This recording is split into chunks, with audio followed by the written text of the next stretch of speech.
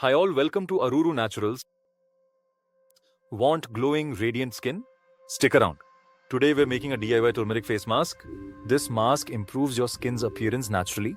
Turmeric is known for its antioxidants and anti-inflammatory properties. It helps brighten your complexion and reduces acne too. Now let's dive into the ingredients you'll need. You'll need turmeric powder, honey and yogurt. These ingredients work together for effective results. First, start with 1 tablespoon of turmeric powder. Add 2 tablespoons of plain yogurt to it. Next, mix in 1 tablespoon of honey. Now mix these ingredients until you have a smooth paste. Make sure there are no lumps for even application. Once mixed, it's time to apply the mask. Use clean fingers or a brush for application. Spread a thin layer over your face. Avoid your eyes and mouth area.